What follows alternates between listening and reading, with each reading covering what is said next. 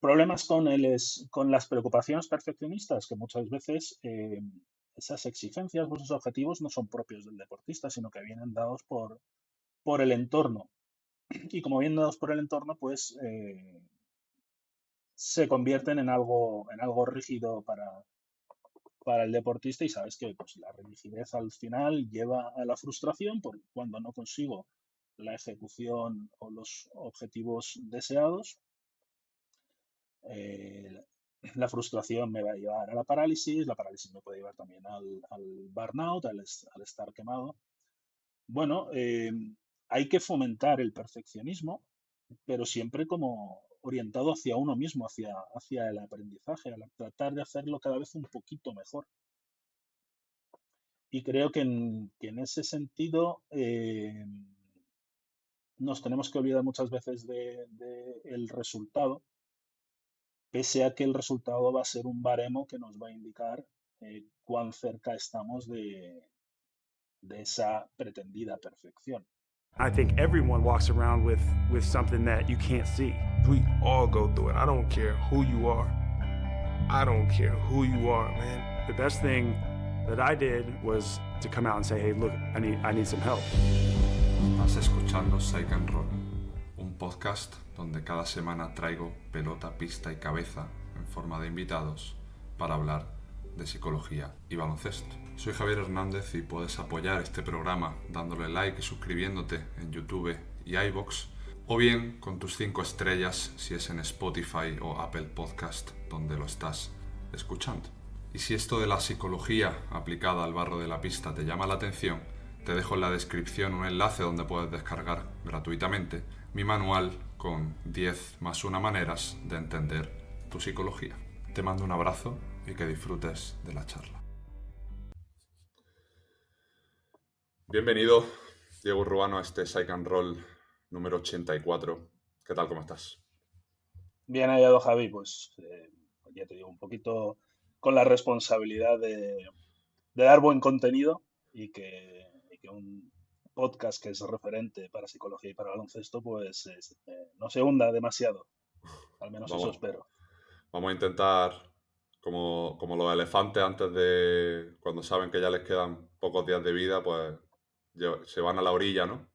A pasar allí sus últimos días, pues vamos a intentar que los minutos que dure esto, pues llevemos a la psicología del deporte a la orilla de la mejor manera posible, intentando que el barco no derive.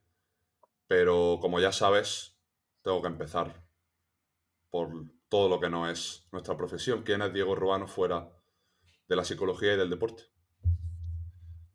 Pues, joder, fíjate que siempre que escucho el podcast, esta pregunta siempre me la hago si sabría responderla. Y realmente fuera de la psicología, yo creo que es complicado definirme porque en todo momento creo que algo de psicólogo siempre tengo. Aparte de ser, bueno, el padre de Candela, pues soy un tío suelo decir que soy un introvertido socialmente funcional. Eh, Observo más que hablo. Cuando hablo a veces se me calienta el hocico y hablo más de la cuenta. Pero aparte de eso, pues nada, pues un tío que simplemente trata de sobrevivir en este mundo de la psicología, eh, de aprender cada vez más, de tratar de comprender a la gente, que es un poco por qué me metí en esta carrera. Y nada, quizás los típicos tópicos, ¿no? Amante de la naturaleza, de los animales, de la lectura, del cine. Nada, no soy nada especial, pero ya te digo, fuera de la psicología no sé si sería posible definirme, porque al final es algo que, es algo que llevo desde que me levanto hasta que me acuesto, ese análisis de las conductas, de los contextos. Bueno, y quizás salga de manera innata. Uh-huh. Y fuera del Siempre... deporte, y fuera del deporte, pues ahora estoy fuera del deporte, con lo cual jugué durante quizás demasiados años al baloncesto, siendo un jugador más que mediocre, por no decir malo. pero siempre interesado sobre todo por el aspecto mental y el aspecto de las dinámicas de equipos y el liderazgo. Siempre ha sido lo que me ha llamado más la atención, pese a que, pues bueno, liderar un equipo, he preferido hacerlo a lo mejor en pista que no desde el banquillo. ¿Qué fue lo que te hizo decantarte por nuestra profesión? ¿Qué te llevó a intentar trabajar el comportamiento humano? Pues fíjate que, al igual que tú, yo no iba para psicólogo. O sea, no soy un psicólogo de vocación. Yo ahora soy un psicólogo por convicción. Yo quería estudiar periodismo, pero por la misma razón, por tratar un poco de comprender el mundo. En aquella época, pues la nota, o sea, se podía estudiar en Madrid y Barcelona exclusivamente. Me quedé muy poquito de entrar en Barcelona y decidí probar un año psicología mientras, pues bueno, igual después volví a intentar meterme y me cautivó. Me, Me gustó muchísimo como explicaban algunos profesores, me empezó a interesar el- los entresijos de la profesión, la historia, la psicobiología me encantaba, pese a que yo era de letras. Y bueno, ya a partir de ahí ya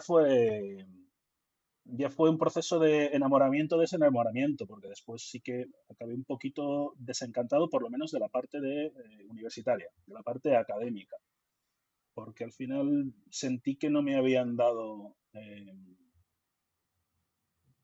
no las herramientas, pero una guía, había mucho eclecticismo, habían discusiones entre, pues eso, el conductismo se veía como algo mecánico, que no abarcaba todo lo que es el ser humano. O sea, ya empezaban con temas humanistas, temas de Gestalt, bueno, y salí de ahí un poco desencantado de lo que era la psicología, pero a la que me reenganché muchos años después, cuando bueno, yo estuve trabajando en empresa y curiosamente me enganché a través del coaching.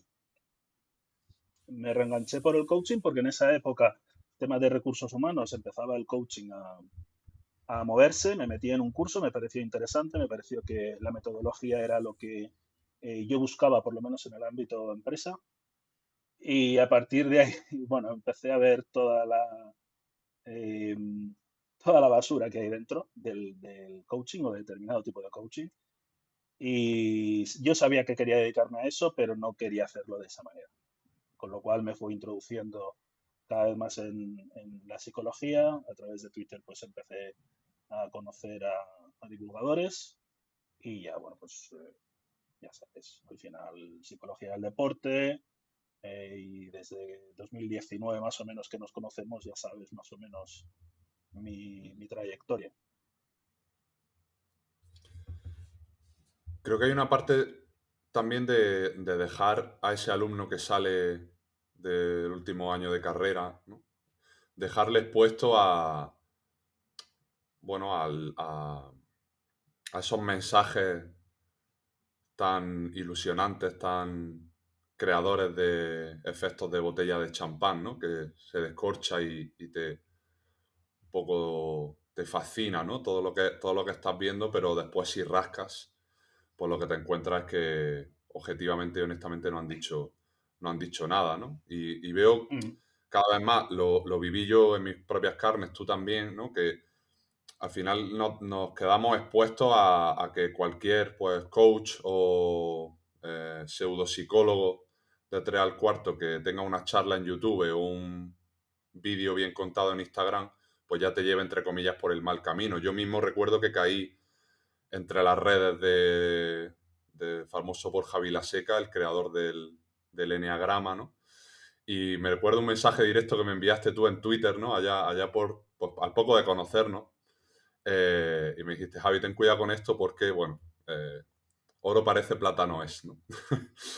Mm. y creo que es complicado porque luego, cuando entras a entender realmente lo que es la psicología, en este caso, del análisis de conducta, caemos un poco a criticar y castigar a todo aquel pues, que comparte este tipo de discursos o que simplemente pues, se ve a la deriva, ¿no? Como ese barco pues, de caer entre los mensajes que más marketing tienen, ¿no? Pero yo creo que aquí hay que hacer un proceso de revisión del propio profesional de la psicología del deporte. Es decir, obviamente esa gente estará haciendo muchas cosas mal en su trabajo, pero lo que está claro es que están vendiendo un mensaje que para la gente le es coherente y le genera un impacto, ¿no? Aunque no haya nada detrás. Entonces, me gustaría que en este episodio hiciéramos un poco de ITV, ¿no? A nuestra profesión, que le pasáramos la revisión y sacáramos un poco de mirarnos a nuestro ombligo, aunque luego hablemos de ciertos contextos, porque honestamente creo que es un proceso complicado el de buscar ese equilibrio entre cantar pues por dónde va el ladrón, ¿no? Intentar identificarlo y que la gente conozca que eso no es psicología, pero también está centrado en vender nuestro trabajo de la manera que realmente es, ¿no? Porque nosotros luego sabemos que podemos aplicar esa conducta de la manera correcta o por lo menos más coherente según la evidencia, claro. Sí, sí, es el caballo Joker, ¿no? Que decía Sara Belén Ahí en está. las Jafas, el caballo Joker que criticamos, saltamos a la primera que vemos algo que chirría, que vemos que están vendiendo la moto, pero al mismo tiempo es lo que llevábamos comentando hace tiempo, ¿no? Que nos comen la tostada y nos queremos ceñir y ser estrictos o fidedignos a la metodología y a la filosofía y no estamos llegando. No nos estamos llegando. Y, por ejemplo, hablaba Sara y me parece algo muy acertado. eh, Siempre decimos que las etiquetas no explican nada, pero al final es una manera de comunicarnos que entienden, van a entender las personas que contratan nuestros servicios, aunque nosotros después por detrás hagamos un análisis funcional o hagamos un análisis de la conducta o utilicemos herramientas que científicamente están demostradas eh, sin necesidad de utilizar esa etiqueta, pero para la persona, para que sea comprensible, eh, tenemos que utilizarla, porque al final el lenguaje es el que va a conformar la relación terapéutica. Con lo cual, vale, la mente no existe, pero si divulgamos o presentamos la psicoeducación que hacemos con los consultantes y hablamos de mente, no pasa absolutamente nada. Lo que tenemos que acercar es el lenguaje a las personas.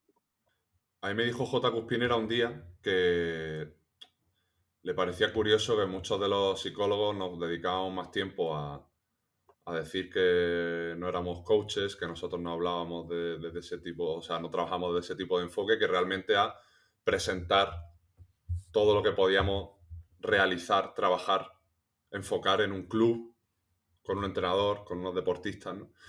Y a mí el COVID, por ejemplo, me sirvió para este tipo de revisión, de decir, oye, un día miré mi timeline de Twitter y dije, hostia, el 90% de mis tweets sobre psicología son, pues, poniendo un vídeo de Víctor Coopers y diciendo que el tío era un magufo, o luego que sí con San Andreu, o luego que sí con cualquier otro tipo de coach holístico y demás mierda. Y a mí me sirvió, honestamente, a encauzar un poco el camino de, por lo menos, de mi mensaje, ¿no? Y hasta cierto punto decir, bueno, por lo menos que la gente que me lea, entre comillas, sepa por dónde van los tiros, ¿no? Y creo, no sé si tú estás de acuerdo aquí conmigo, Diego, que el COVID, entre comillas, ese boom de la salud mental ha hecho un poco de daño a, honestamente, creernos más de lo que somos, ¿no? O sea, el psicólogo obviamente tiene su parcela, pero creo que se está tendiendo un poco a la pesadez de la repetición de ciertos mensajes. Y me gustaría saber tu opinión sobre cómo crees que se está aterrizando, se está llegando después de ese boom de la salud mental tras el COVID, sobre todo en nuestra profesión, donde cada vez vemos, pues, obviamente, más discursos y más declaraciones de jugadores que aceptan que esto es una realidad que hay que trabajar. pero que bueno, luego las consecuencias de eso no tienen por qué significar que la gente llame a más psicólogos del deporte, ¿no?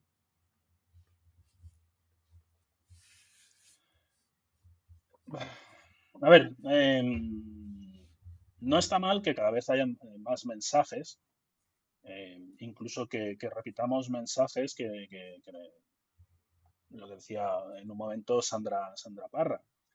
Da igual que alguien haya hablado de algo para que tú no te inhibas para hacerlo. O sea, no es un motivo. Tú tendrás tu estilo, tendrás tu punto de vista y llegarás de una manera distinta. Puede ser que el tema de la salud mental, y ahora lo estamos viendo, pues como dices, desde la pandemia, y no solo de la salud mental, sino de tener hábitos saludables, pues quizás está exacerbado. Y como a veces hemos comentado, tú tienes una entrevista que lo dices, siempre se veía que nunca viene mal que vayamos a terapia. Pero joder, es que parece que al final vamos a patologizarlo todo. ¿Vale? Y, y hay un boom, ya no te digo, no solo de salud mental, sino de hábitos saludables que evidentemente afectan a la salud mental y hay cada vez más divulgadores que hablan de psicología y nutrición, que hablan de hábitos y psicología, todos los tipos del club de las 5 de la mañana, lee, medita, agua fría, que todo eso te va a llevar a tener una salud mental, a ser más fuerte. Bueno, pues todos esos mensajes, pues bueno, cuando los veo, pues siempre hay que ponerlos un poquito en barbecho, ¿vale?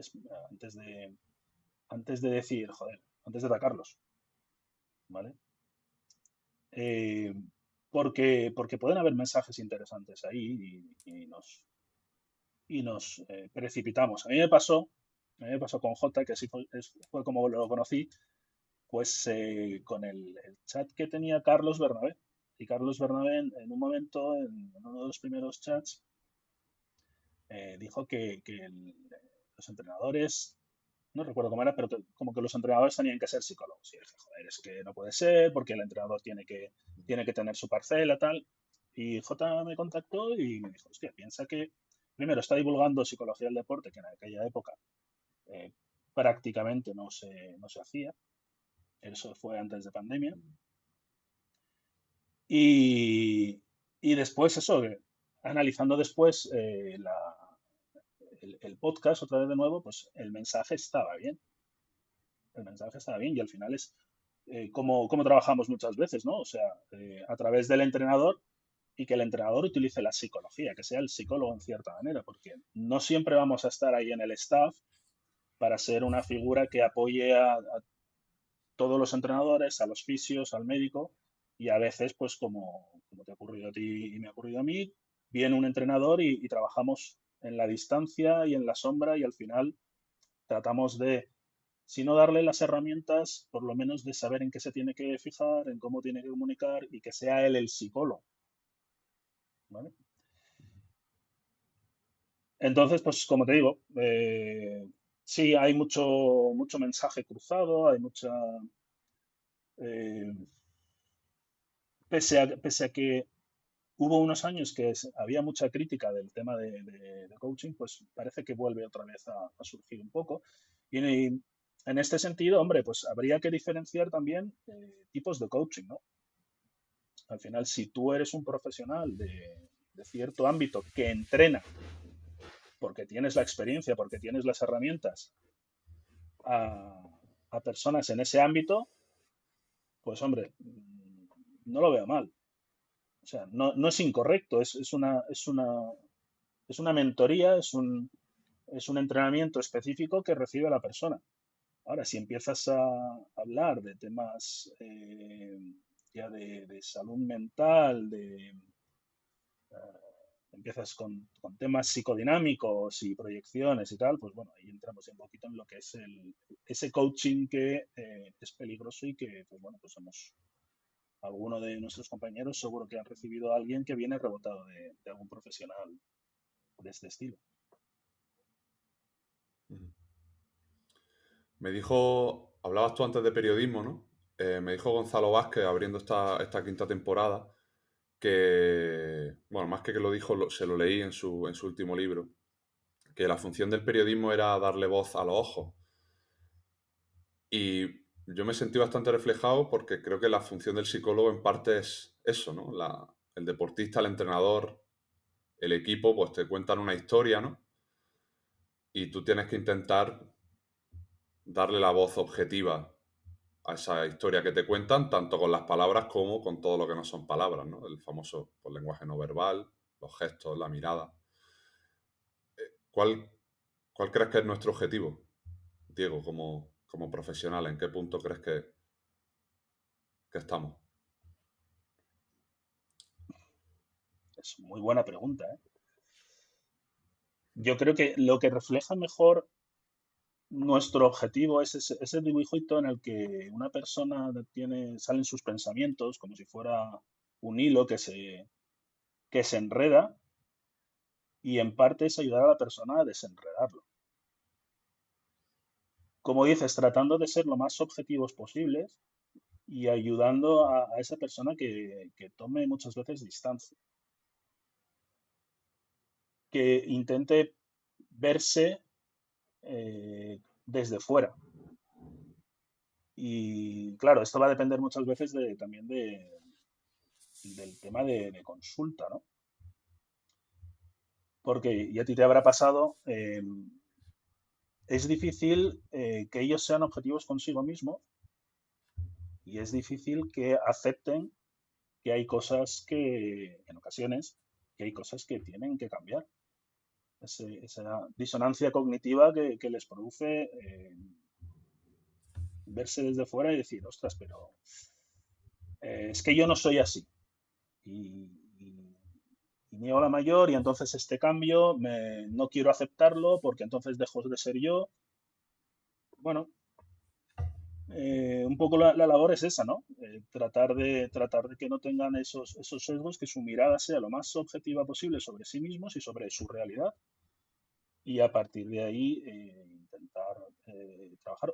Y esto por lo menos en el ámbito, creo que en el ámbito deportivo, ¿vale? Después ya en el ámbito clínico pues hay tantas materias, tantos matices que habrá quien tenga que ser un apoyo, una guía directiva, habrá quien tenga que utilizar eh, una metodología más de coaching para que sea la propia persona la que descubra qué es lo que tiene que hacer y tal.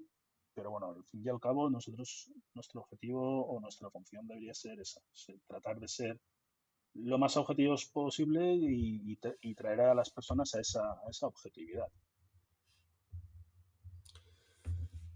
Obviamente también hay una cuestión contextual en todo esto, ¿no? Y es que pues cada vez la sociedad nos inclina más a la individualización de los problemas, a esa sobrepatologización de todo lo que hacemos, como mencionabas tú antes. Y creo que esto el deporte lo exacerba, ¿no? Porque al final el deporte es competición, es comparativa, es rendimiento, son resultados, metas. Y eso al final te lleva a individualizar todo. Juega un deporte colectivo, juega un deporte individual. Y creo que el trabajo más que mezcla más lo prioritario y lo importante, o sea, el impacto que va a tener realmente ese trabajo es lo que tú acabas de decir, que es separar el yo de mi comportamiento. Es decir, yo no soy esto que estoy haciendo, sino que yo hago cosas que luego desde la objetividad puedo modificar. Este verano me leí Los 7 maridos de Evelyn Hugo, de Taylor Jenkins Reid, que por cierto es un libro que altamente recomiendo, y tuvo una frase que decía, claro, le preguntaban que si después de 6 matrimonios, pues que qué opinaba, ¿no? Sobre ella como mujer, ¿no? Y ella decía que ella no había fracasado, sino que simplemente había fracasado su matrimonio, ¿no? Y esa frase creo que refleja bastante bien el enfoque mediante el lenguaje que hacemos de las cosas que nos ocurren, ¿no? Cómo individualizamos desde ese yo, mi, me, conmigo, todo lo que me ocurre y a partir de ahí lo que hacemos es fusionarnos constantemente con las cosas que van ocurriendo. ¿Eso que lleva? Sobre reacciones, eh, poca capacidad de hacer zoom out, de ver los árboles y no solo el bosque, como tú has dicho. Y desde mi punto de vista me parece sin duda el trabajo más determinante, esa difusión, ese distanciamiento de las cosas que nos pasan para luego trabajar desde la objetividad de lo que ocurre en pista. Pero incluso nosotros mismos. Total. Antes hablábamos fuera de podcast, hablábamos del ghosting, que hacen muchas veces los consultantes, ¿no? Que vienen tres sesiones, parece que has conseguido una mejora y de repente desaparecen. Y eso te hace dudar de tus capacidades, ¿vale? De si lo has hecho bien, de que te puedes haber equivocado, de si te has precipitado en algún momento, alguna frase que no hayas dicho, si las herramientas son... En fin, empiezas un poco a dudar de tu capacidad como profesional. Pero después si haces ese zoom out y ves el contexto, ves el entrenador, ves a veces a los padres o a los amigos o la rutina diaria que tiene ese deportista, pues dices, es que ya había señales eh, de que no iba a ser capaz de llevar el proceso mucho más allá. Porque es lo que comentábamos, ahora parece que todo el mundo necesite un psicólogo deportivo, pero también hay que ver quién está dispuesto realmente a tener un psicólogo deportivo, ¿vale? Entonces, los procesos se pueden hacer largos, se pueden hacer pesados, no todo el mundo está dispuesto a perder tiempo, entre comillas, realizando los autorregistros, que para nosotros son fundamentales, y cuando tú ves determinadas cositas, ya deberíamos tener la señal de alarma de que, ojo, que aquí pasa algo. Pero claro, desaparecen, no sabes nada, no te contestan los WhatsApp y tal, y al final dices, ¿qué he hecho mal? ¿No? Y nosotros mismos nos tenemos que hacer ese zoom out y ver qué es lo que ha llevado a esa situación, si hemos sido nosotros o es parte del contexto el que ha condicionado que esa conducta aparezca. Compartía un vídeo esta mañana en Instagram de un entrenador de tenis que hablaba de un ejercicio totalmente estúpido pero altamente efectivo para sacar ciertas conclusiones, ¿no? Y el ejercicio era simplemente devolver la pelota al otro lado durante el mayor tiempo posible. Le ponía al entrenador al chico el ejemplo de Serena Williams, que era algo que hacía de manera consistente durante 45 minutos, ¿no? Y se ve como el chaval la primera vez que lo intenta pues dura 3 minutos 30, ¿no? Y le habla de la vuelta a los básicos, ¿no? Y creo que la psicología en parte tiene un arma de doble filo, que es que se ve como algo simple, porque realmente las cuestiones que planteamos cuando las cuentas no las ves como algo que esté alineado con esa botella de champán que hablábamos, de hostia, esto me va a resolver la vida, esta receta mágica es igual de efectiva que el azucarillo de los cafés que me leo cada mañana, ¿no? Y yo hago mucho la diferenciación entre que algo parezca simple o sea simple no significa que sea sencillo, ¿no? Y a veces la adherencia a este tipo de tareas simples pero no sencillas en la repetición y en la consistencia es lo que luego nos da pie a entender muchos patrones de comportamiento a nivel de ese mantenimiento, y hablábamos en la última jornada de repetición mayor que confianza, ¿no? Al final la variable más importante es cuánto tiempo soy capaz de mantener esto con una frecuencia, duración o intensidad sostenible o no voy a decir altas, sino óptimas para mi contexto. Uh-huh. Y eso seguramente me haga sacar unas conclusiones extra que de otra manera me va a ser imposible. Claro, si te refieres al vídeo de Muratoglu. Sí, es así. Y también muchas veces, y creo que tú lo has comentado en alguna ocasión, si no recuerdo mal, o fue en el curso tuyo de análisis funcional, de simplificar las herramientas de autorregistro, por ejemplo, que le damos a los deportistas o a los entrenadores, para hacérselo mucho más sencillo, para que tenga un bajo coste de respuesta. Pero claro, si ni lo más mínimo conseguimos que esa adherencia a esas herramientas básicas, y sobre todo hoy en día que trabajamos mucho online, vamos a perder información. Y cuesta que se den cuenta de que en ocasiones, cuesta que se den cuenta de que esa información para nosotros es muy importante. Y es, como dices, esperan esa explosión, esa solución, no te voy a decir mágica, pero a corto plazo, y no ven que es pues eso, un proceso que hay que seguir, que hay que adquirir una serie de hábitos, como puede ser simplemente el registro, llevar un diario, eh, para precisamente, y aunque se lo expliques, para precisamente poder objetivar cómo te sentías en este día y la importancia que le dabas, por ejemplo, a determinados errores que cometías en el entrenamiento y cómo los ves desde hoy, ya con un trabajo ya realizado.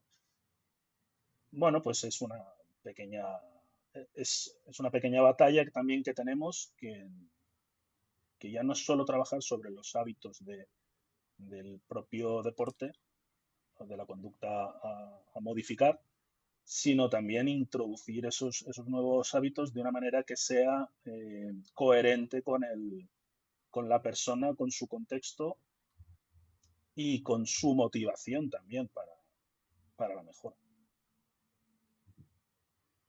Hablaba antes de, bueno, de ese sobreanálisis que hacemos cada vez que algo no sale como esperábamos, ¿no? Al final la tendencia del ser humano es a tenerlo todo bajo control y a buscar explicaciones, ¿no? A racionalizar todo.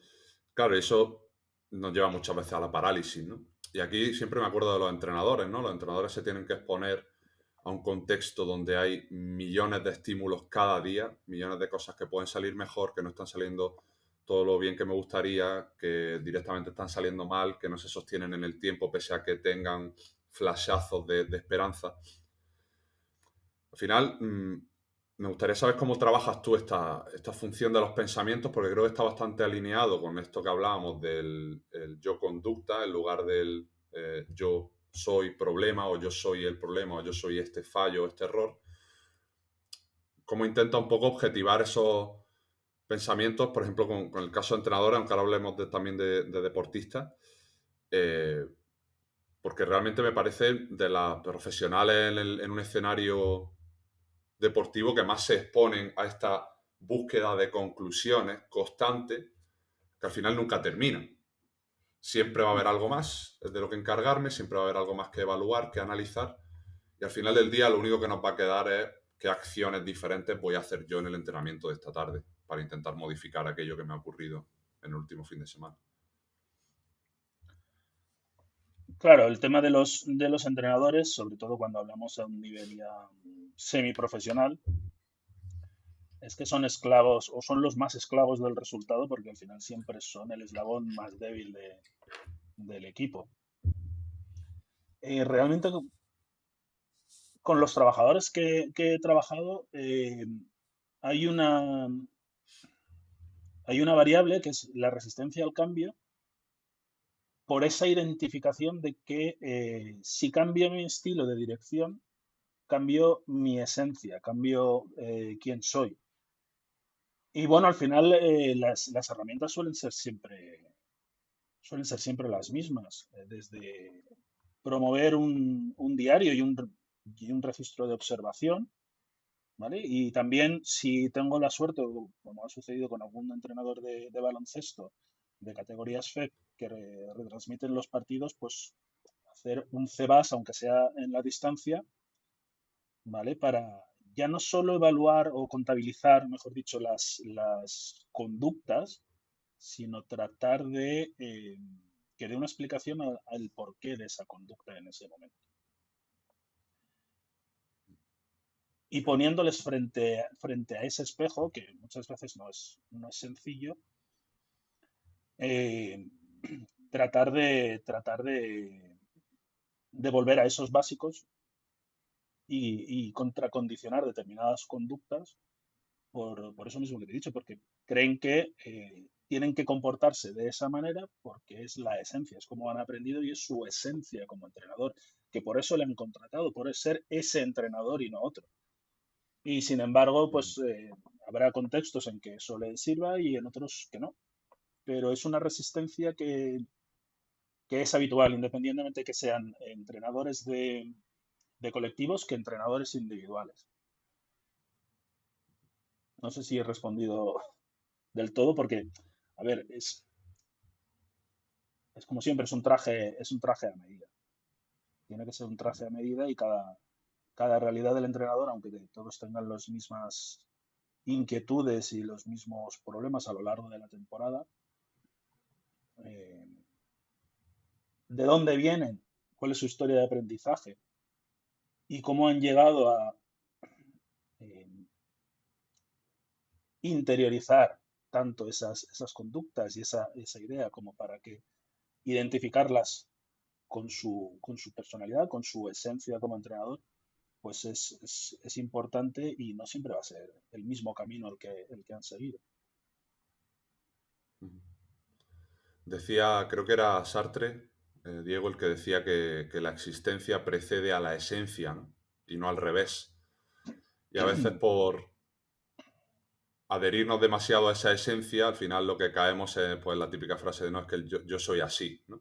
Que se trabaja también mucho en clínica y en consulta con público general. Y al final lo que debemos de aceptar es que la acción siempre va a ir antes que el cambio.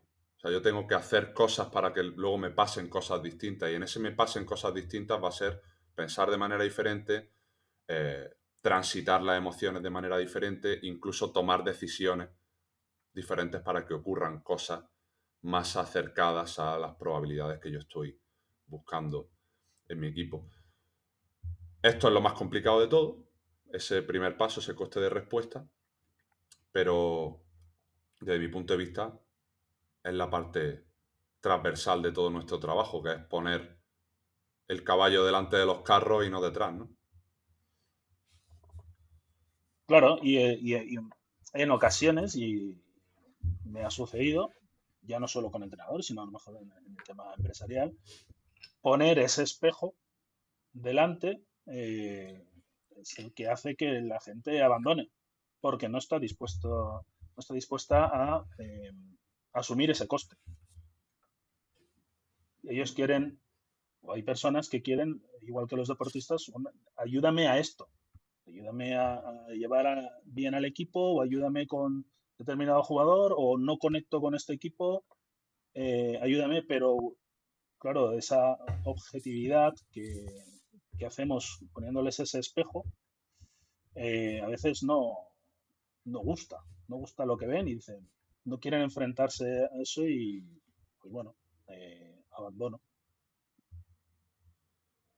Lo evito, ¿no? Como Dorian Gray Claro, con su retrato, hasta que llega un momento donde es paradójicamente inevitable exponerse y a veces demasiado tarde, ¿no? es, es inevitable. Y a mí me ha pasado trabajar con alguien eh, durante unas semanas, pocas sesiones, decir, oye, mira, no voy a continuar porque, bueno, pues creo que no vamos a ningún sitio y que te vuelvan a contactar al par de años, pero porque en ese periodo ve que, pues eso, al final igual sí que se tiene que exponer, tiene que dejar de evitar esa confrontación con su objetividad, con su conducta y asumirlo y entonces es cuando quieren realizar verdaderamente el cambio.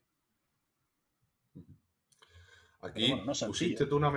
pusiste tú una metáfora, Diego, hace no mucho que me encantó, no sé dónde te la leí, que era en relación a mm, llenar la bolsa de premios de en la relación terapéutica, en la relación con el entrenador, con el deportista, incluso con el equipo, para luego gastarla Mm, en este tipo de cosas, ¿no? Es decir, toda una persona en el día uno no le mm, puedes decir tienes que exponerte a tu retrato de Dorian Gray porque te va a mandar a la mierda.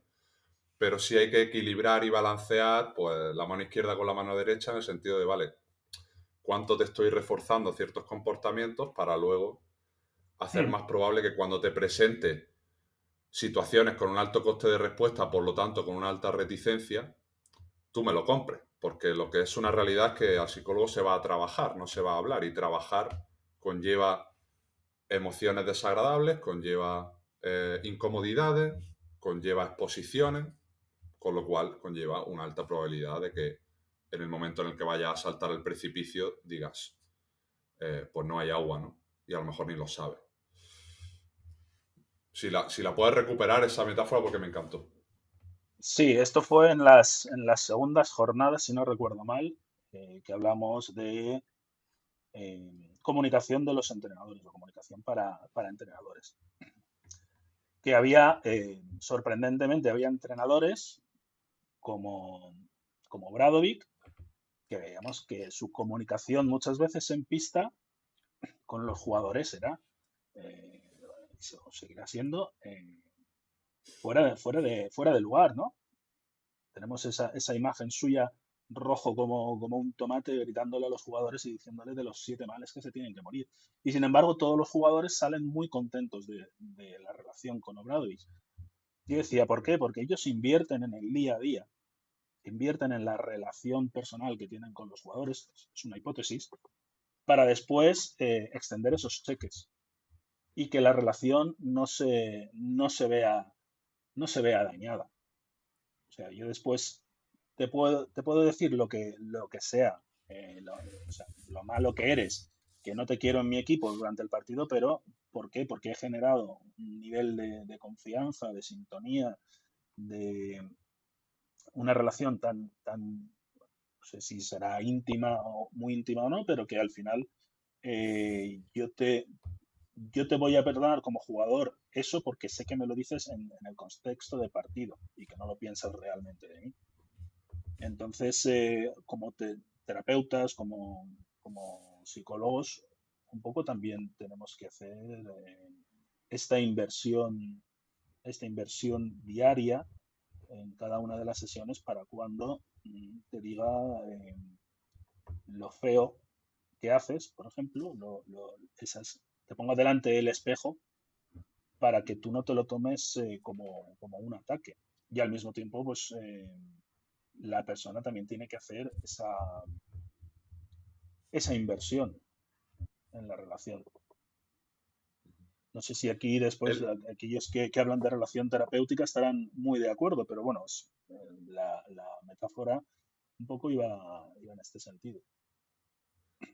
Él dijo, Obradovic dijo en una entrevista que, porque le preguntaron por esto, y dijo que, claro, que cualquier jugador que jugara para él sabía, era consciente de que podía cruzar sus puertas en el día a día para preguntarle sobre cualquier cosa y que iba a obtener una respuesta. Una respuesta que le ayudara a actuar en la línea que el jugador pues, tenía que transitar para resolver aquella cuestión, para obtener una hipótesis o un argumento sobre lo que estaba ocurriendo. Es decir, iba a encontrar un espacio seguro en su burbuja como jugador y en su carrera, lo cual seguramente pues refuerce esta hipótesis, porque no es más que una hipótesis, obviamente, porque no conocemos el contexto en el día a día, de pues toda esa permisividad de ser un poco, entre comillas, malos tratos verbales, que por ejemplo, pues hemos visto como otros entrenadores con el mismo approach como Jessica Vicius, pues seguramente en el día a día no ejecutaran este tipo de interacciones porque solo se vio que en su salida del Barça, pues creo que fue el propio Abrines en una entrevista que dijo que si tienes a un tío gritándote todos los días en la oreja, lo más normal es que acabes cansado de él, ¿no? Aquí está un poco la cuestión de ese equilibrio y de entender el para qué y con qué estoy equilibrando ese para qué, no solo lo que estoy viendo, pues en un tiempo muerto suelto o en una interacción desde el banquillo, en un partido, pues cada 2 fines de semana. Claro, el tema está en que nosotros vemos el partido, pues a lo mejor vemos alguna entrevista, pero no vemos el día a día y no lo vemos nosotros y no lo ven muchos entrenadores que se han educado en ese sistema autoritario, o quiero llamarlo militarizado, y que después replican esas conductas y cuando les da resultado, pues al final es lo que comentábamos. Repites esa conducta porque te da resultado y al final forma parte de tu esencia como entrenador, pero va a llegar un día, va a llegar un momento en que no te va a ser suficiente con eso, o no va a ser adaptativo al contexto, al equipo en el que te encuentras. Diego, lo mejor es enemigo de lo bueno y tú hablas mucho de perfeccionismo. ¿Crees que para ti el perfeccionismo es una de las variables, bueno, más transversales al proceso deportivo? Bueno, por estas reglas del juego, ¿no? No hay que negar que al final el resultadismo existe, por mucho que los tweets sobre el valor del proceso generen más interacciones que cualquier otro, ¿no? Eso al final pues se queda en la estacada, ¿no? Cuando te expones al día a día. ¿Cómo intentas trabajar esta variable tan común y desde tu punto de vista, bueno, cómo se genera, cómo se construye en un tema que, bueno, de mi punto de vista, pues hablaste de manera maravillosa en la última jornada de psicología y baloncesto en Granada? Bueno, depende de la disciplina deportiva. Hay disciplinas donde la perfección es fundamental. Pongo el ejemplo de la gimnasia artística. Eh, es inherente a esa disciplina porque las valoraciones, o sea, tú no metes canastas y el que más mete es el que gana, el que se lleva la medalla. Aquí tú ejecutas y es la valoración de unos jueces los que te dan esa puntuación. Entonces hay unos estándares que hay que cumplir, ¿vale? Hay una rutina marcada, por ejemplo, y tú tienes que hacerla lo más perfecta posible. Aparte de que determinados aparatos pues suponen un peligro para la integridad física, ¿no? Entonces, no buscar esa perfección puede suponer una lesión muy grave. Y después, por ejemplo, en deportes colectivos estamos siempre quitando la importancia al error, o quitando la importancia, mejor dicho, al perfeccionismo. Siempre ponemos de ejemplo a jugadores que son muy grandes, pero que tienen un alto porcentaje de error, o mejor dicho, un bajo porcentaje de acierto, por ejemplo, en canastas, en tiros de tres. Sin embargo, son los que más fama tienen, ¿no? Aquí, como hablé en la ponencia, cuando hablamos del rasgo de perfeccionismo, en deporte se distingue entre los esfuerzos perfeccionistas y la preocupación perfeccionista. Hablabas antes de esa parálisis que muchas veces sentimos para afrontar esos cambios y esto es en parte debido a esa preocupación perfeccionista, el tratar de hacerlo lo mejor posible, pero preocupándome más por él y si no lo consigo. Los juicios propios y los juicios externos, ¿vale? Y después estaría el esfuerzo perfeccionista, que yo lo ejemplifico mucho en Kobe Bryant. Esa mejora de la acción, esa mejora del 1% diario en tratar de ser mejor y siendo consciente que se va a fallar y que es un proceso. Problemas con las preocupaciones perfeccionistas, que muchas veces esas exigencias o esos objetivos no son propios del deportista, sino que vienen dados por el entorno. Y como vienen dados por el entorno, pues se convierten en algo rígido para el deportista y sabes que pues, la rigidez al final lleva a la frustración por cuando no consigo la ejecución o los objetivos deseados. La frustración me va a llevar a la parálisis me puede llevar también al burnout, al estar quemado. Bueno, hay que fomentar el perfeccionismo, pero siempre como orientado hacia uno mismo, hacia el aprendizaje, a tratar de hacerlo cada vez un poquito mejor. Y creo que en ese sentido nos tenemos que olvidar muchas veces de el resultado, pese a que el resultado va a ser un baremo que nos va a indicar cuán cerca estamos de esa pretendida perfección. Y después está el tema, pues, como te decía, de disciplinas en que esa exigencia viene marcada desde el exterior, pero tenemos que hacer ese juego de decir, vale, esto es lo que tú tienes que conseguir, pero tú estás en este punto. Eh, no nos vamos a obsesionar y vamos a tratar de trabajar, pues eso, de acercarnos a lo que te están pidiendo para conseguir resultados. Hablabas tú antes que realmente usar esas etiquetas no tiene por qué ser algo contraproducente, ¿no? Y que al final la etiqueta del perfeccionismo puede tener muchos matices y muchas aristas.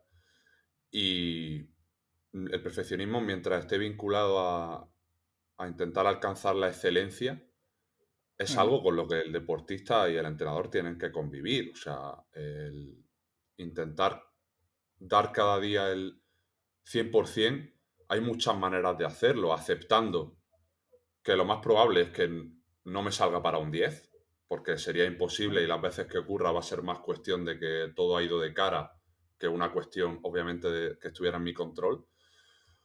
O está el otro perfeccionismo, que es el que no asume ningún tipo de caída ni ningún tipo de viraje en su trayecto. Las dos personas están siendo perfeccionistas, pero a una ese perfeccionismo le va a afectar en el resto de sus comportamientos, en ese entrenamiento, en ese partido, y la otra persona lo va a asumir como parte del juego y pese a esa molestia instantánea que te puede provocar cualquier fallo, cualquier tipo de error, va a saber Ujú. reconducir su hoja de ruta rápidamente porque tiene claras esas conductas básicas y esos innegociables que le van a llevar de nuevo a montarse en su barco y continuar con el trayecto, ¿no? Claro, tú fíjate, si hacemos una búsqueda del hashtag perfeccionismo en Instagram, por ejemplo, vemos muchos posts en los que se habla del peligro del perfeccionismo. Por esos modelos sociales, sobre todo que se fomentan en redes sociales, de cuerpos perfectos, trabajos perfectos, rutinas perfectas. Y ahí sí que, evidentemente, si no hay un control, eh, o si no hay una reflexión previa, hay mucha gente que cae en patologías porque no alcanzan ese modelo que al final es la perfección para ellos. Sin embargo, yo no me imagino a Kobe Bryant, a Fernando Alonso, a Michael Jordan, eh, llegar hasta donde han llegado si no hubieran tratado de ser perfectos en cada entrenamiento, en cada carrera, y asumir que, aunque lo intentaron, quizás no lo consiguieron. Y eso es un motivo más para seguir trabajando. ¿Vale? Cuando hablamos muchas veces de las expectativas que ponemos en los deportistas jóvenes, de cuando son infantiles, cadetes y se salen, ¿no? Y después llega la etapa junior y llega el primer año de senior y es la triste realidad en la que los físicos se igualan y que ya quizás perf- es- esa perfección que creía que tenían ya no es tal y cuesta asumir pues que ya no son los mejores. Pues bueno, pues es un trabajo que hay que hacer no solo con el deportista, sino también con los entrenadores y en muchas ocasiones con los padres.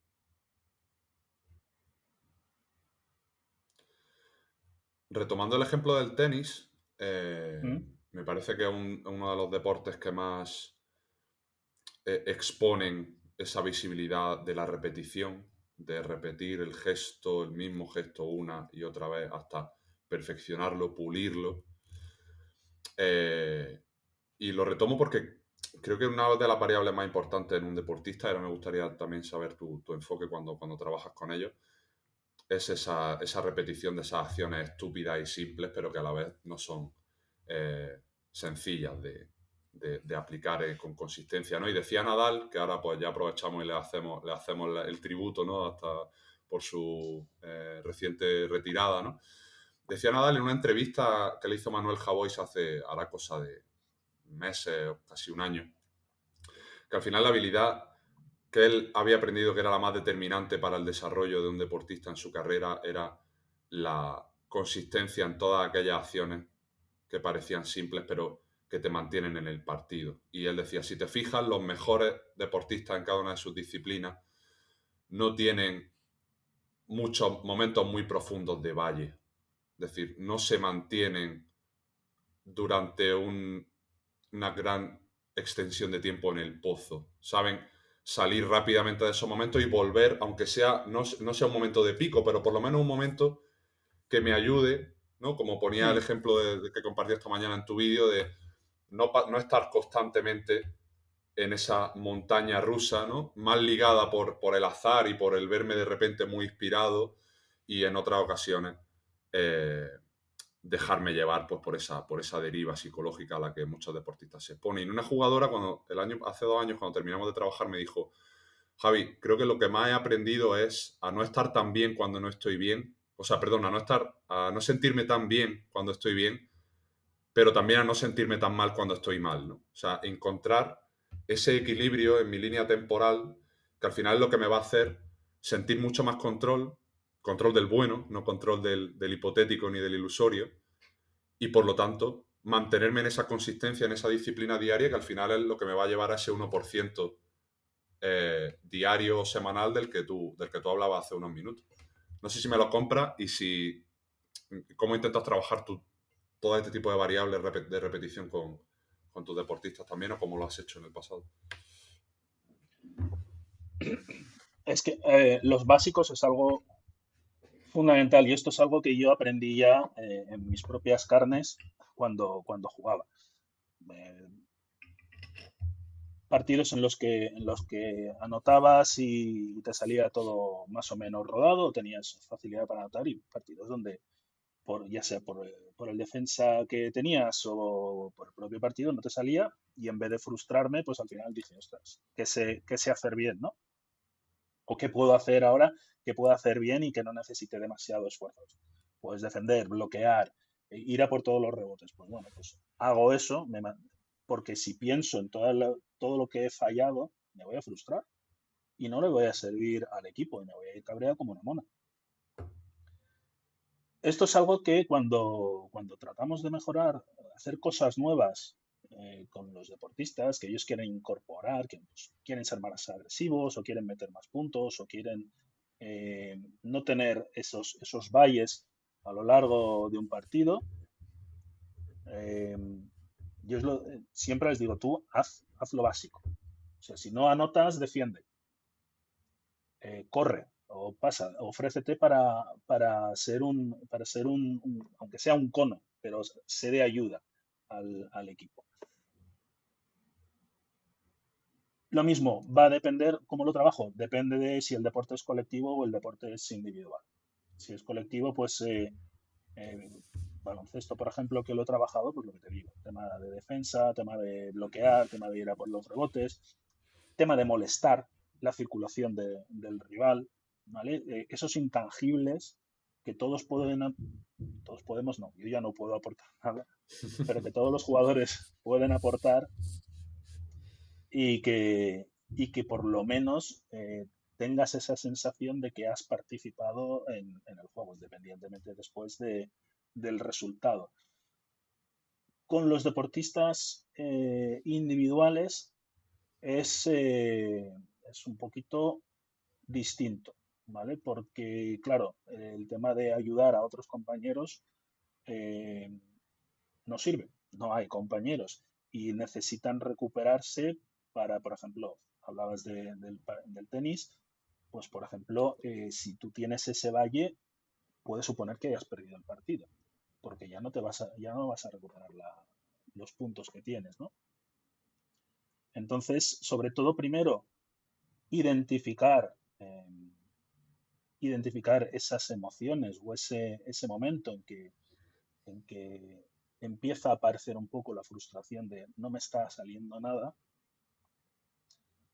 Y después tratando de entrenar primero esa detección y después un momento de pausa, sobre todo a través de la respiración, para decir, vale, ¿qué voy a hacer? ¿Vale? Porque ahí sí que yo planteo que hayan plan B y plan C. En función de cuál es la situación, ¿qué voy a hacer ahora? Bueno, pues me voy a defender, ¿no? Voy a devolver las pelotas y voy a hacer los puntos largos hasta que, si veo una oportunidad, la meto y vuelvo a coger un poquito de confianza. O al revés, voy a esperar, en función del momento del partido, voy a esperar el cambio para el cambio de pista, entre puntos, me voy a sentar y voy a reorganizar un poco mi cabeza, ¿no? Sobre todo, pues, si estoy en pista, si tengo la oportunidad de trabajar en pista con esos jugadores, pues con señales, primero lo entrenamos durante los entrenamientos, en partidos simulados, y después pactamos a lo mejor una serie de señales para que sean el gatillo, el trigger de esa conducta, de decir, quieto, no me voy a dejar llevar por esta emoción que me va a llevar a este resultado. Si no tengo la ocasión de estar presente, pues tiene que ser el propio jugador el que vaya desarrollando esas estrategias, ¿vale? Sobre todo si ve, por ejemplo, una estrategia, ¿vale? Para recuperar la concentración. Cuando ve que está perdiendo la concentración, fijarse, por ejemplo, en el número del jugador que defiende, ¿vale? O fijarse en el color de las zapatillas, para no sacar ese foco de su pensamiento, pasarlo a un estímulo externo y después que pueda volver a su interior, a focalizarse en sí misma o en sí mismo y poder tener ese momentito de pausa. No siempre es fácil, no a todos les va a funcionar la misma metodología. Hay que encontrar qué le funciona a cada uno.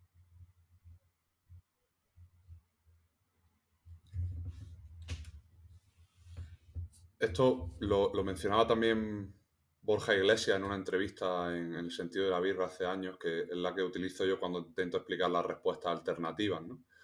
Porque una de las cosas que más pretendo comunicar cuando estoy en sesión es que tu plan psicológico no puede depender de que no pase nada aversivo, desagradable, errático en la cancha, sino debe depender de lo que vas a hacer a pesar de que eso ocurra. Y el a pesar de puede venir a raíz de mí, pensamientos intrusivos, emociones desagradables, alto nivel de estrés, o puede venir a raíz del contexto, ¿no? Y él exponía el ejemplo que creo que son pues, de los deportistas que durante un partido más se enfrentan a una gran cantidad de tiempo para pensar, que son los futbolistas que salen desde el banquillo, por ejemplo. O sea, al final un futbolista que está en el banquillo está mínimo entre 45 el que menos y 80 y algo el que más de tiempo, de minutos sentado. Entonces decía, claro, al principio pues estás frustrado, yo quiero jugar, tal, pero luego tienes que reconducir eso a decir, vale, pues me voy a fijar en la táctica del partido, cómo nos están defendiendo, qué posibles zonas de impacto puedo tener cuando vuelva a salir. Y eso ya por lo menos, a lo mejor no te supone una solución de la hostia, pero por lo menos no te estás dejando llevar. Porque luego él decía, claro, tú cuando le das de comer a esos pensamientos de frustración o de... Luego lo que sale es diciendo, pues ahora va a correr tu tía, ¿no? O sea, al final sale o con un altísimo nivel de estrés o con una pasividad pasmosa que lo que te hace es pues, pasar de puntilla por esa situación, ¿no? Y yo hablo mucho a los jugadores en el baloncesto, sobre todo, de la acumulación de posesiones. De, oye, ¿tú sabes cuántas posesiones hay en un partido? Y realmente a veces da la sensación de que pasamos por los partidos como sin pena ni gloria, ¿no? Y de repente, y luego lo vemos y digo, coño, ¿cuántas ocasiones desaprovechadas para generar impacto, aunque sea un impacto para no caer en ese valle que hablábamos, porque eso ya te va a hacer tener más probabilidades de poder saltar al techo cuando tengas la oportunidad, con un par de acciones reforzantes que ya te lleven de nuevo a ese carril de un mejor rendimiento. Claro, sí. Y yo cuando he trabajado con algún jugador de baloncesto, jugadora, eh, le he dicho, en el banquillo también estás jugando. También tienes que estar enchufada, ¿vale? ¿Qué es lo más básico que podemos hacer? Animar, observar, ser parte del equipo desde el banquillo, ¿vale? Porque es lo que dices, si salgo desconectado, al final voy a entrar en ese valle, no va a ser un valle, ese valle va a ser una cima, ¿vale? Y esa cima va a llegar al entrenador y se puede convertir en que el siguiente partido, si he jugado en 12 minutos, que en el siguiente jugaré 3. Entonces, aportar siempre los intangibles. No sé, no recuerdo qué jugador era, tú que estás más puesto en NBA, pero hace unos años, bueno, quizá hace demasiados años ya, había un jugador que lo fichaban simplemente por la química que suponía tenerlo en el banquillo. Y el tío igual jugaba 5 minutos en toda la temporada. Y él asumía ese rol. Él asumía ese rol de que mi trabajo está en el banquillo y voy a hacer lo máximo posible cuando esté en pista. No voy a desaprovechar esas oportunidades. Tener esta mentalidad, hay que curárselo mucho. Hay que curárselo mucho en uno mismo y saber dónde uno está y qué se pide de él y saber, sobre todo, aceptar las limitaciones y trabajar con eso, ¿no? Trabajar, decir, voy a explotar esto al máximo posible. Lamentablemente, nosotros sabemos que, y lo has explicado muchas veces, pues que el resultadismo, el cortoplacismo y los números son los que marcan, sobre todo en baloncesto semiprofesional o profesional, son los que van a marcar tu trayectoria en el mundillo. Pero bueno, es que el deportista tiene que ser consciente de esto, de que dentro de querer mejorar, pues no siempre vamos a estar bien.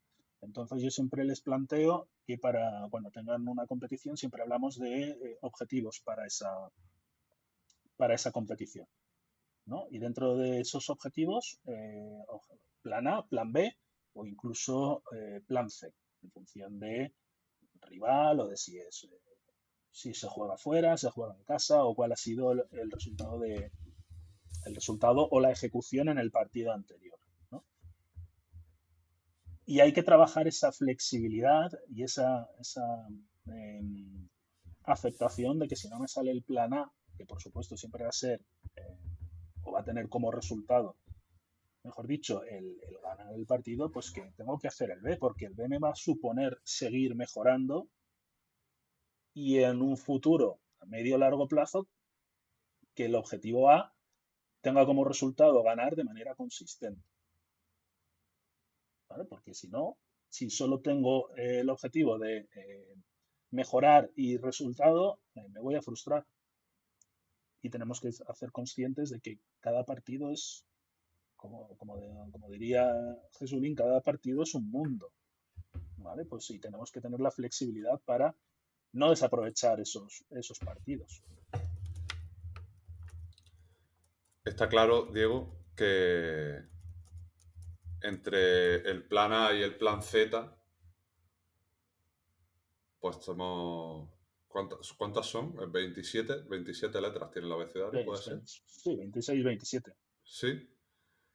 Por ahí. No lo sé Por de ahí, memoria. ¿no? A lo que vamos, que hay muchos planes después de que el plan A no te salga. Pero si tu única, volvemos al perfeccionismo, si tu única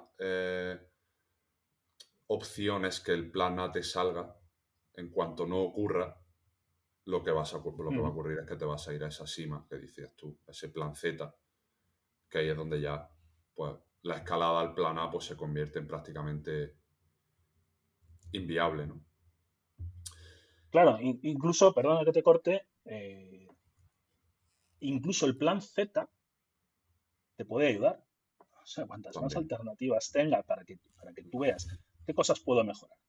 Pues si se da esto, esto, si no, tal, pero que siempre saques algo. O sea, ir con un único plan o ir sin plan es, es lo que favorece muchas veces que te vayas a la cima. Ve, al Diego, menos, hablamos, sí, no, no, dale, dale. no, que yo siempre hablo que por lo menos tengamos un plan A y plan B, por lo menos, Ujú. porque nos pueden pasar muchas cosas y nos afectan a nuestro ego como deportista o como entrenador y empezamos a dudar de nuestra capacidad. Entonces, yo les planteo siempre durante competición, a ver, para este campeonato, para este partido, objetivos, plana, vale, si pasa esto, ¿qué hacemos? Y si sucede esto otro, ¿qué podemos hacer? Y, y así, cuantas más variables tengamos controladas, muchísimo mejor. Y controladas entre comillas, pero que seamos Pues, conscientes de que se pueden dar. exactamente. Controlada entre comillas. Me ha gustado, me ha gustado eso.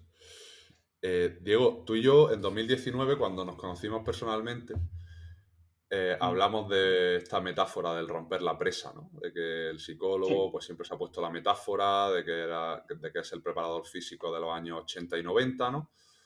Mm. Obviamente ha habido un componente contextual que ha modificado todo el impacto de nuestra acción en esta presa, como hemos hablado, que es el COVID, todo el boom de la salud mental.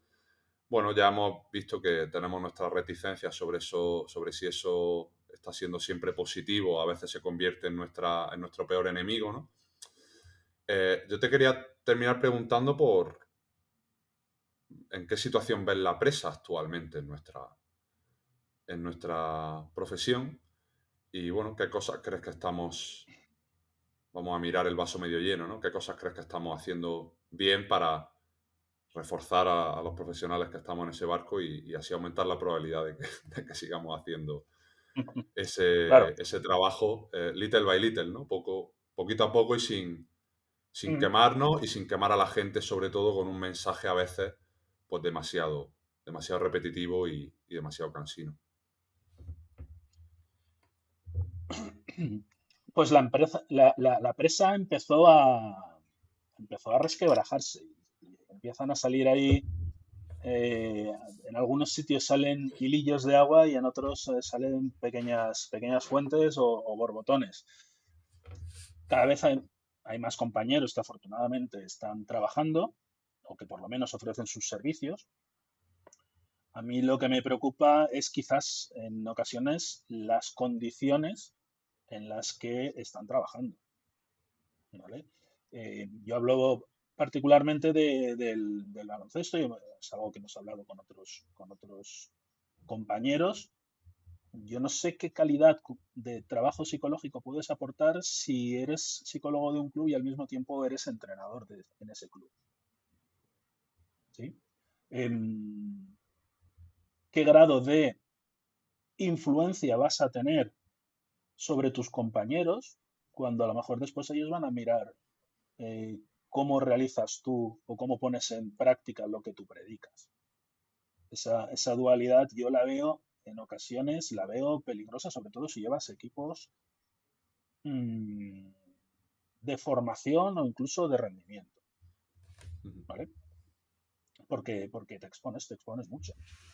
Yo entiendo que la economía de muchos clubes, pues lo que hacen es tratar de optimizar el dinero que dedican y, oye, te complemento un poquito el sueldo. Eh, Tengo un psicólogo, tengo un entrenador por un poquito más, no mucho más. Y bueno, y después está el tema de, claro, si eres entrenador, ¿cuánto me dejan hacer en el club? ¿Vale? Esto, por ejemplo, en clubes de fútbol, incluso en clubes de segunda federación, hay compañeros que están trabajando y que pueden tener eh, relativa libertad de acción en cuanto a la metodología y en cuanto a su día a día de trabajo. Eh, bueno, es una suerte que cada vez seamos más visibles. Es una suerte, por ejemplo, que en Cataluña, si no recuerdo mal, ya estuviera la ficha de psicólogo. pero queda camino por hacer. Queda camino por hacer, sobre todo con las condiciones. Los que nos podemos dedicar a esto, yo ya lo comenté en las jornadas, no es mi principal actividad. Yo cada año cojo 2 o 3 personas con las que trabajar, con las que me puedo comprometer, porque mi fuente de ingresos es otra. ¿Vale? Con clubes no me comprometo porque sé que las condiciones y el tiempo de dedicación no van acorde, con lo cual, y después igual no tengo toda la libertad para trabajar todo lo que me gustaría. O los cambios, o trabajar sobre todo con los entrenadores. No sé, también está el tema este de la exposición, ¿vale? Lo que comentabas de repetición y de quizás querer darle un peso que en determinadas categorías no procede. Yo recuerdo que si no fue el año pasado, fue hace 2, estuvimos hablando, me preguntaste sobre cómo daba yo las charlas en categorías inferiores a los chavales. ¿Vale? Y bueno, pues te dije, hablo muy por encima sobre un aspecto, cómo lo viven ellos, cómo viven, por ejemplo, el miedo a salir a pista, tal, y después alguna dinámica, ¿vale? Alguna dinámica que ellos trabajen, pues, por ejemplo, no sé, tirar tiros libres con un antifaz, ¿vale? Que les mola y se pican y tal. Bueno, y a partir de ahí podemos hablar algo de concentración y de tratar de no escuchar al banquillo, a la grada, a los padres. Yo he visto esta pretemporada compañeros que han publicado charlas a chavales de 11, 12, 13 años, charlas con la presentación de hablando de variables psicológicas como si fueran cadetes juniors. ¿De qué sirve eso para los chavales? Si es que igual han desconectado. No los puedes hacer una charla formal, ¿vale? O por lo menos presentar, que la presentación aparezca de manera formal. Y a mí me han pedido charlas de esas. Y yo es que no le veo sentido. En un campus o en una pretemporada los chavales lo que quieren es tocar balón. Trabaja con los entrenadores, no trabajes con los críos, ¿no? Y esto es sobre todo para la directiva, ¿no? A la hora de contactarnos y queremos charlas, vale, ¿qué tipo de charla quieres que dé? ¿Vale? Quizás la charla no debería estar tan enfocada en los niños como en los entrenadores, pero quizás a veces, como estamos de moda, pues bueno, es un poco también de marketing. Otra cosa es que nos prestemos a esas acciones o no. Que está bien porque damos visibilidad a la figura, sí, pero a lo mejor no es la manera más adecuada, ¿no? Claro. Ahí dejo la reflexión y que después cada cual, pues bueno, de acuerdo a su estilo y también de lo que le pidan y de su necesidad de darse a conocer, pues que decida. Y aquí creo que dicen que el marketing, que el mejor marketing es hacer bien tu trabajo. Creo que ahora tenemos pequeños rediles donde se nos da la oportunidad de hacer un buen trabajo. Y para mí hacer un buen trabajo, y lo leí hace poco un tuit que me pareció maravilloso y que creo que menos de... ¿Cuánto te deja Twitter ahora? 240 caracteres creo que. Definía lo que debería ser el trabajo del proceso psicológico con deportistas, con entrenadores, con público general, con quien sea.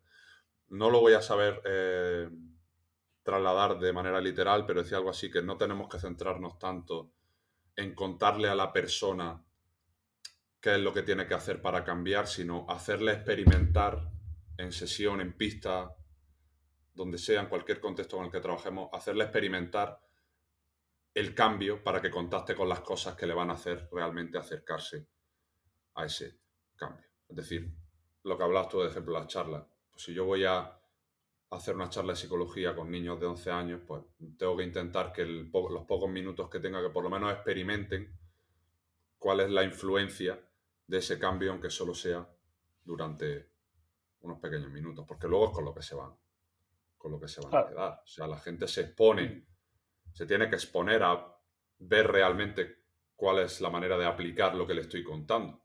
Porque el contárselo está muy bien, pero tiene dos vías peligrosas, que es que estoy reforzando mi postura de mira cuánto sé y mira qué importante es la psicología, y luego también estoy evitando, porque en parte hay una reticencia en decirle a la otra persona, oye, vamos a trabajar esto, pero lo tienes que hacer tú. Yo te reviso, vamos reestructurando, vamos virando, y eso a los psicólogos nos da cosilla, porque es como, bueno, no sé si va a salir bien, si se lo voy a explicar bien, si se lo va a plantear de una manera. Entonces hay que Claro. encontrar un poco ese término medio en no creernos tan importantes, ¿no? Hablamos mucho de que la psicología no lo es todo, pero está en todos los lados, ¿no? Pero tiene un papel porcentual igual que lo táctico-técnico, que lo físico, que al final son todos componentes que suman, ¿no? Yo hablo que me gusta mucho la frase que el deporte son condiciones necesarias, nunca hay una condición suficiente, ¿no? Pues cuantas más condiciones necesarias sumemos, mucho mejor. Pero sin desviarme, creo que al final el trabajo del psicólogo es hacer que la gente con la que trabaja con él viva esa experiencia y a partir de ahí se pueda dar el cambio, sea en una charla, sea en un trabajo individual Claro. o trabajando como psicólogo de un equipo. Sí, sí, el problema muchas veces, que no sé si a ti te habrá pasado, pero que te contacten de apagafuegos. Ahí está. Y las soluciones a corto plazo, cuando consigues una pequeña mejora, ya parece que todo vaya a ir rodado y te dicen, bueno, pues esto ya lo he solucionado, ya dejo el proceso. Tú dejas claro que el proceso puede ser 2 meses, 3 meses o a lo mejor es más tiempo, depende de los condicionantes que tenga la persona. Pero bueno, estamos expuestos a eso, ¿no? Decir, oye, es que esto no me lo ha solucionado en el tiempo, no me ha solucionado el problema, digo, no te lo he solucionado en el tiempo que tú quieres o que tú necesitabas para determinadas cosas, pero este proceso tendría que ser más tiempo del que disponíamos. Entonces, bueno, pues también tenemos que jugar con eso, tenemos que jugar con personas, que a mí me ha pasado, personas, chavales resabiados, que vienen ya de varios psicólogos y que no han, claro, esto lo sabes después, no, es que ya el psicólogo aquel me dijo, que ya has trabajado con un psicólogo. Pues esto no me lo dijiste en la primera sesión. Claro, y vas tirando del hilo y ves que vienen rebotados. Pues bueno, son pequeñas, como ahora están de moda, red flags que te dicen, no sé si el planteamiento es el adecuado, no sé si esta persona está en el momento vital adecuado para trabajar con un psicólogo, o simplemente quiere trabajar con un psicólogo porque cree que así va a llegar más o complementa su preparación. No sé. Eh, sus razones tendrán, pero lo dicho, estamos expuestos también a ese peligro de que crean que lo podemos solucionar todo y sobre todo creernos que lo podemos solucionar y en un tiempo corto.